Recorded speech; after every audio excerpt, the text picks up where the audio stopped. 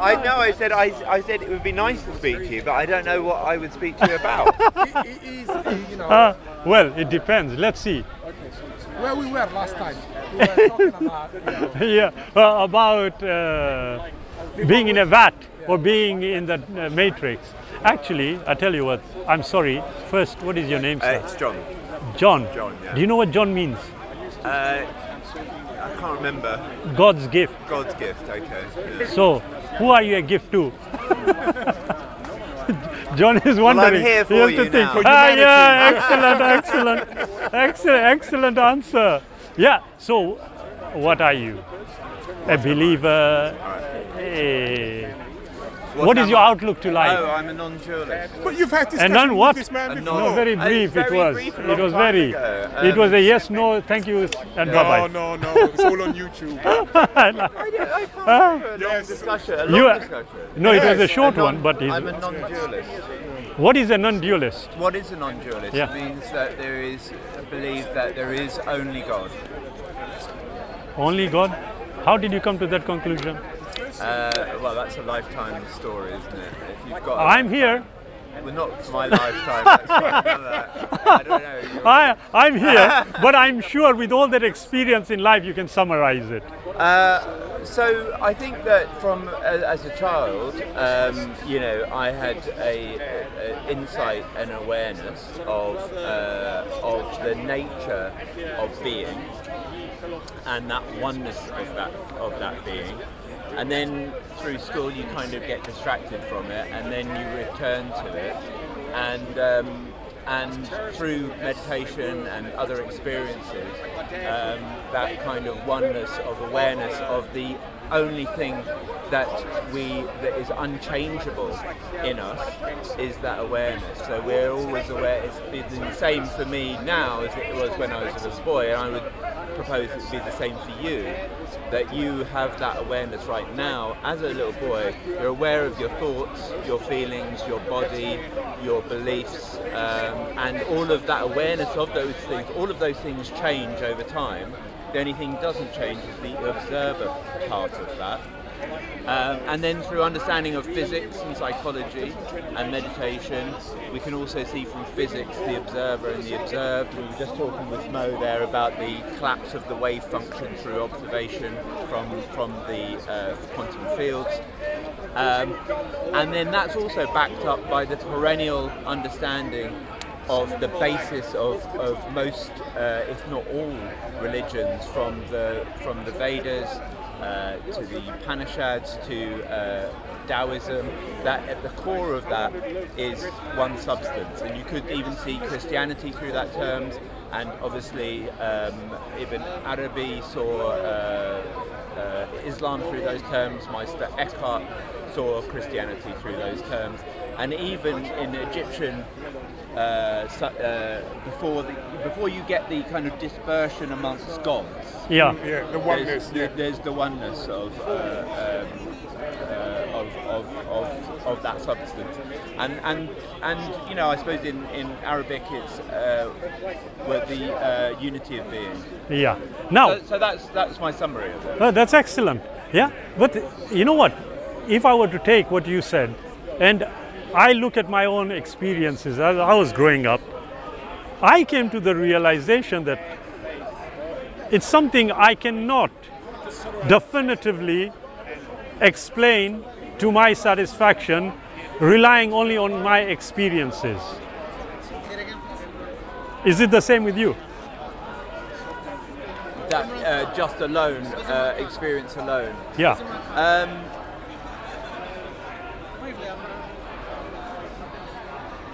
Was a royal or something? Was it the royal of Pakistan? President? I think it could be argued not. I think it could be argued not. I think you could say you're that right. It's a subjective. Yeah, that's the problem. experience, Yeah. Now, if we cannot definitively, by using only our experiences, establish this particular oneness of this being, how then can we definitively establish not only the existence of this being, but how do we understand what that being is? Well, what I would say is that the only thing, as I said to you a bit earlier, was that the only thing that we can be absolutely sure of is that we are aware. The awareness is internalized. How do you know? What do you mean? For example, I am aware of a person standing between you and Muhammad. About the Christians being Are you aware? slaughtered, about the cricket playing It's internalized for me, that awareness. What, no, you haven't defined it. So no, you're aware of something external. It's something external. I'm aware. Are you aware of it? In some level. Well, what do you mean by am I aware of it? Exactly. So how I'm viewing what I am perceiving, yes, may be somewhat different from the way you are viewing and perceiving, by definition. Okay. Yeah. 100%. Yeah. So what I am saying is that although I may, through my life experiences, formulate a conclusion that there seems to be this, what we can call unifying force, being, whatever. Yeah. If I know that there seems to be something, and this is going to be external to what I am thinking, yes, how can I definitively establish this force or this being definitively? How can I do it? What evidence am I going to have to rely on, which has to be external to me, to be able to establish? So first of all, you've got to find evidence that there is anything external to you. Okay. How can we start? How can we start? Do you do that? I'm asking. Well, how no, do you? You said that you've got to establish from I have to. factors. Why? So how can you prove that there's something external to you? Excellent. Now, if I am stood here and I'm speaking to you, there are two possibles here. One is, all this is just me imagining that I'm stood here speaking to you, or there is some kind of reality to it. I'm leaning to the second one. Because I'm relying on a lot of my experiences and using what I consider to be my senses to establish that there's something external to me. Okay, done. Yeah. So now the next question, as I said, I'm here sat and I'm thinking everything that I can observe. Why? I've got the ability to think why. Why is it all here? I want to know now. Jumped a little bit, yeah, sure. Can you just go back to the first point about external to you? What's your evidence of anything external to you? Like I said, if I'm going to take what I know right now, including using my senses, which I have established to be my senses, I know that there is something that is external to me. For example, you. Are you just a product? How do you know that? I was about to say, are you just a product of my imagination? Yeah. Now, for me to even answer that question, I'm going to have to need an independent yardstick. Otherwise, as you rightly pointed out, no matter which way I go, I can still say, well, this is only my imagination. But there is a problem with that, because I and you will now have to agree what is the definition of imagination in the absence of a physical brain.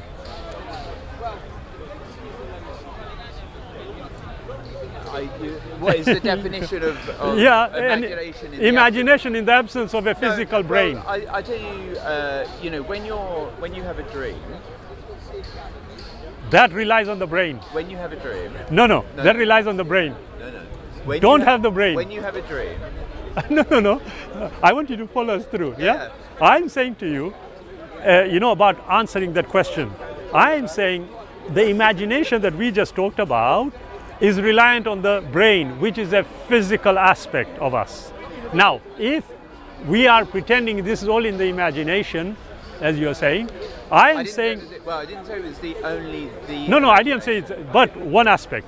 But without the physical brain, can you have the imagination? Can you have awareness without a brain? Can you have consciousness? Can you? Without a brain? Can you? Without a brain? No.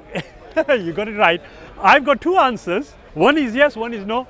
Uh-huh. So let's You are right. It's like, It's- what's external to me? If you want me to prove it, because I don't like to go around. Absolutely. I pinch you.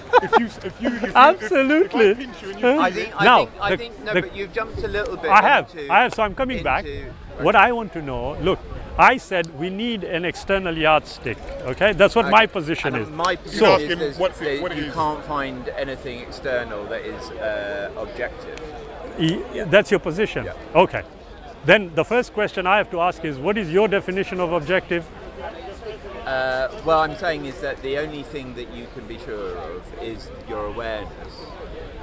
The awareness itself, Yeah. if I were to say I'm doubting awareness, how would you definitively establish it for me?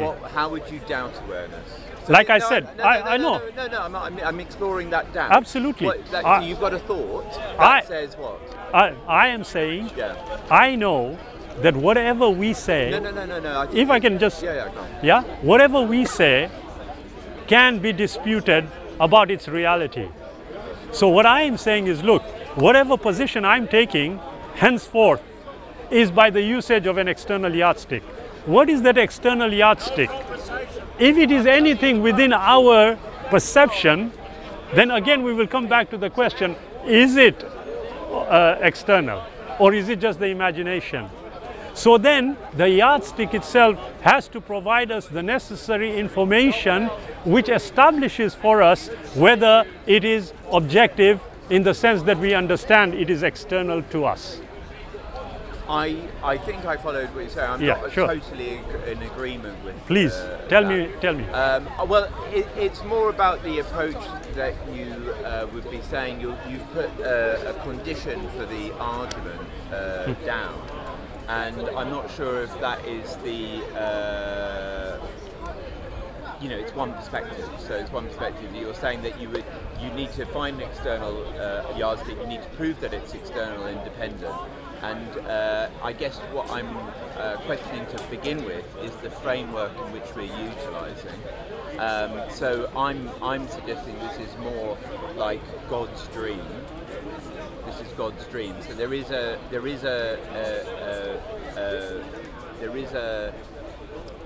an aspect of reality in but it's not separate to your I reality. see. So that's Okay. So that's I see. Yeah, I see. Now, if I were to explore this further and ask the question, how did you establish it is God's dream?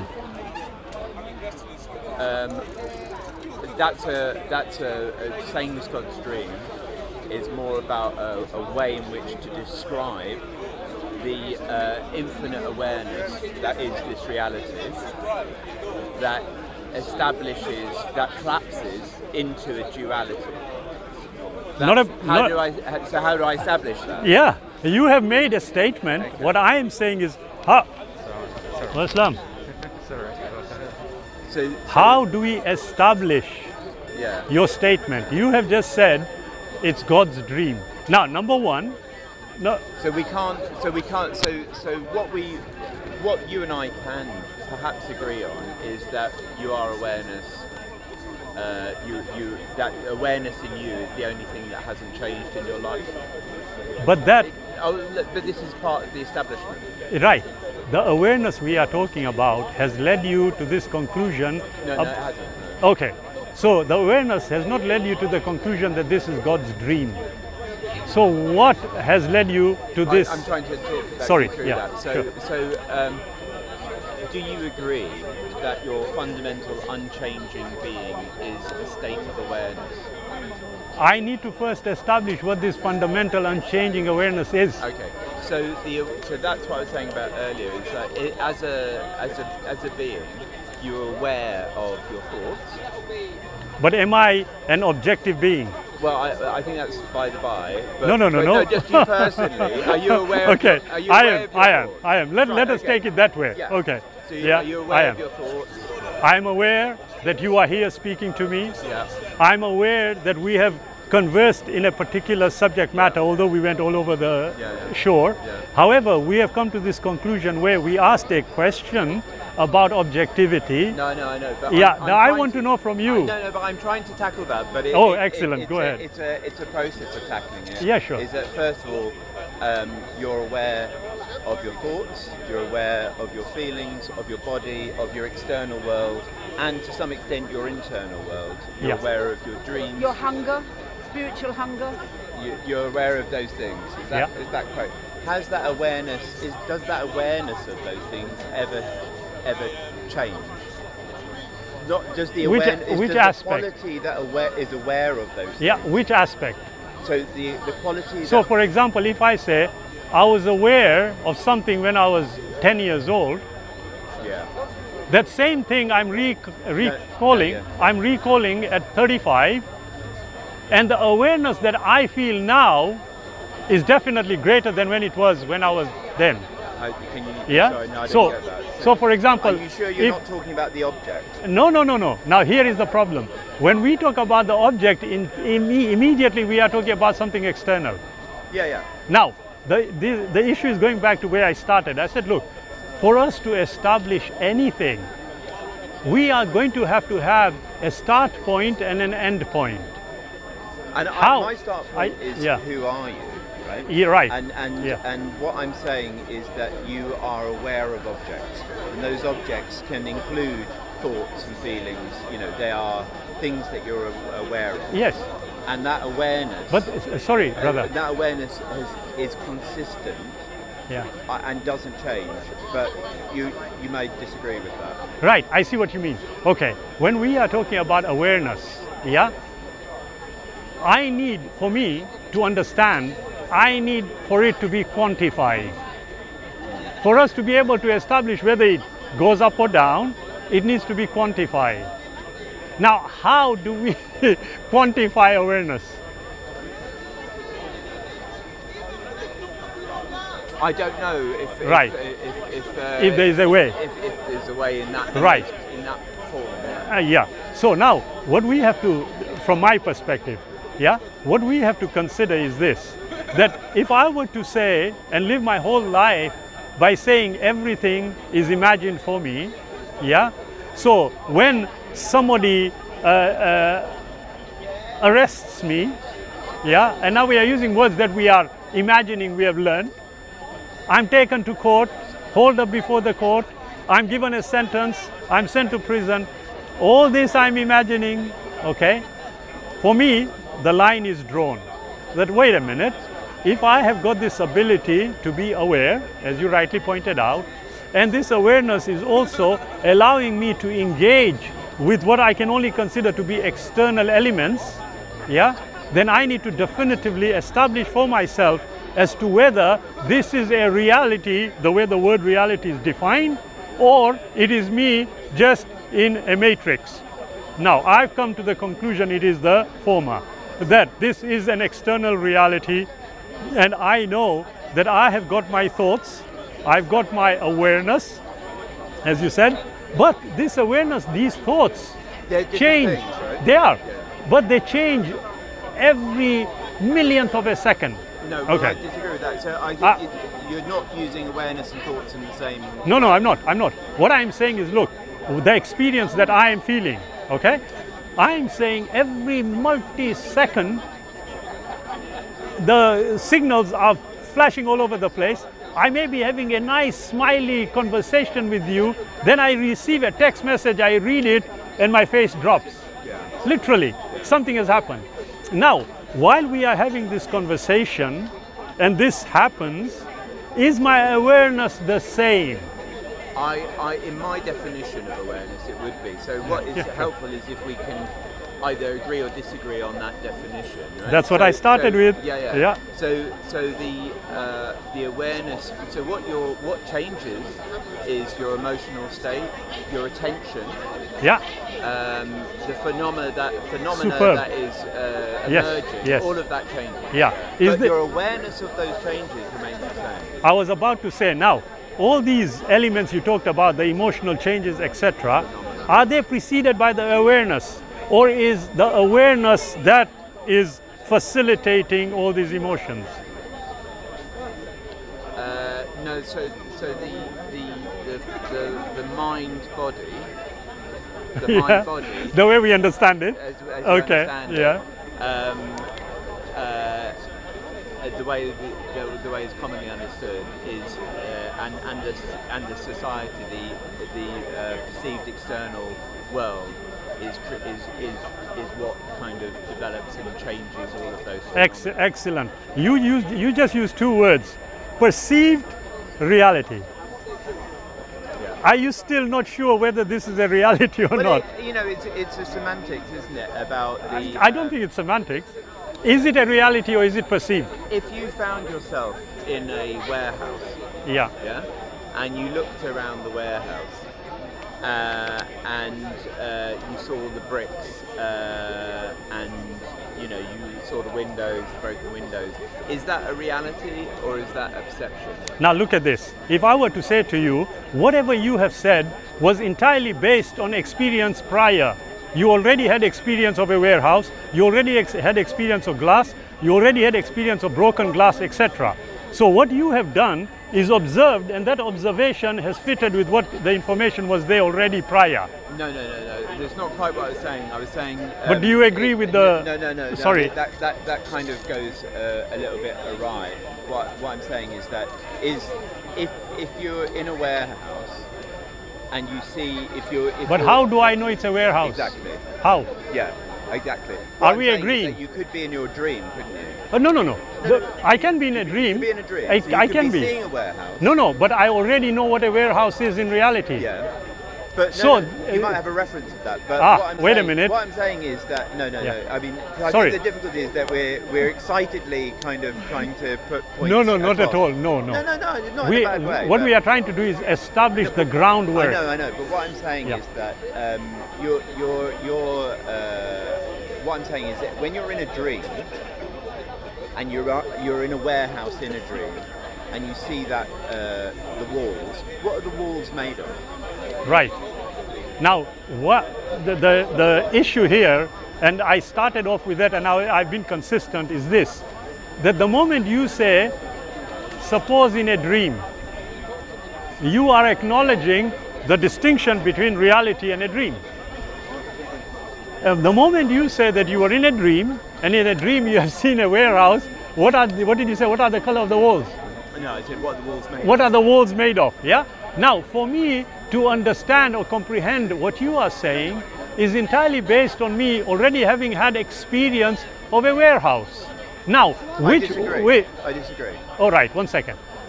Now, for me to say that in a dream I've suddenly seen a warehouse, yeah, and I was not aware that it was a warehouse, then you are saying I have received some form of inspiration, for want of a better word. No, I haven't. Which is I think you're missing what I'm saying. Right. Because I'm actually asking you a very simple question, but you're kind of complicating it into broader issues.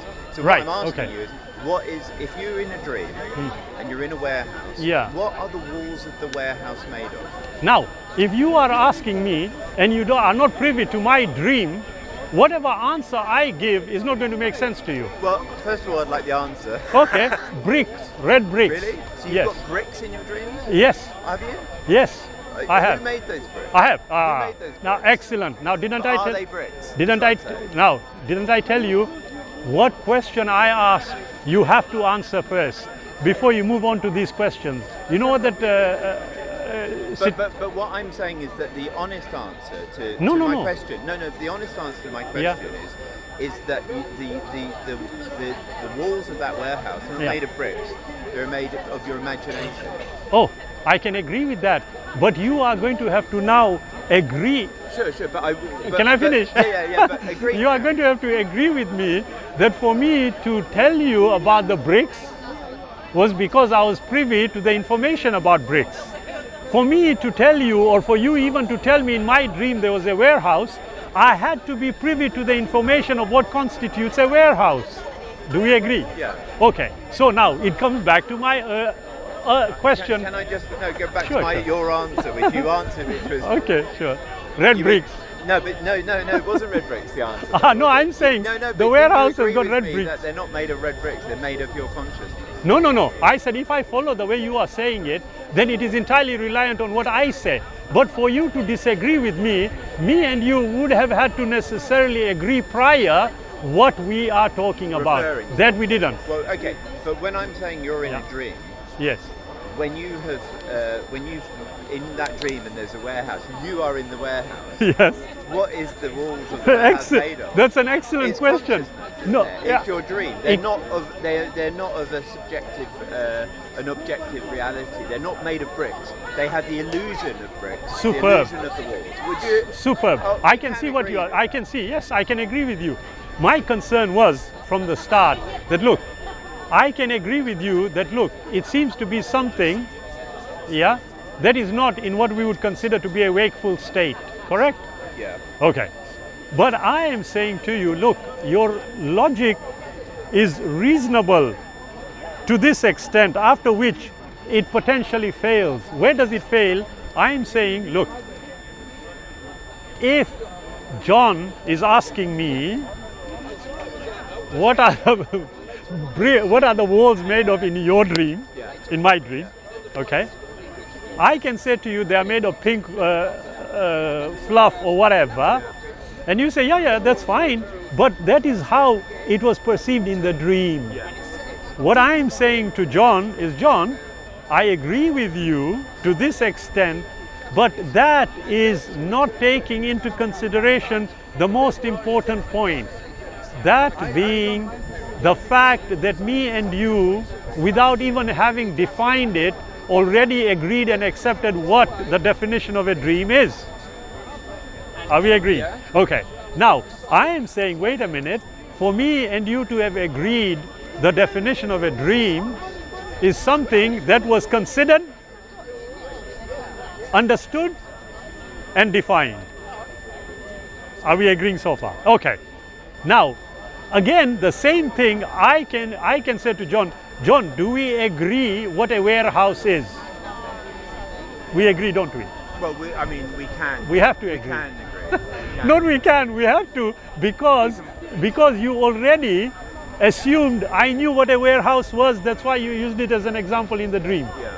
Now, the question then therefore arises is this.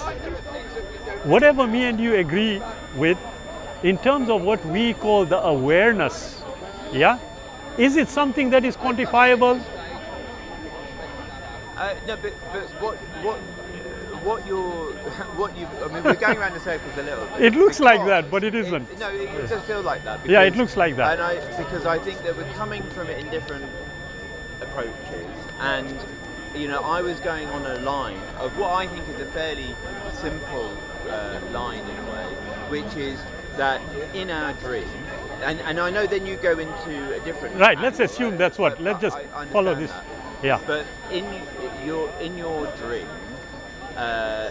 dream state, you are a focus of awareness in that dream state, and you Very can dangerous type of seat. They can kick it away from under your feet. so you have that awareness in that dream. Sorry, John. And Did we just imagine that? No, well. Sorry, carry on. Let's Yeah. not trivialize. Yeah. But anyway, so in this dream, there is the illusion of these walls of a warehouse or anything that you can imagine, right? It appears real in the moment, but actually it doesn't have any substance. Yeah. And so this is the nature of, from a physics point of view, the illusion of solidity and of substance in this universe as well is also an illusion. We might have, and not only is the illusion on a physics point of view from a standard quantum field, quantum physics, and mechanical physics point of view, but it is actually it's different to how it appears. Okay. And then, so what my premise is that now you ask me, well, how do you prove that? Well, that's fair enough question, and it's quite difficult to prove. If it was easy to prove, then we wouldn't really be having a discussion. Absolutely. But what I'm saying is that that my premise is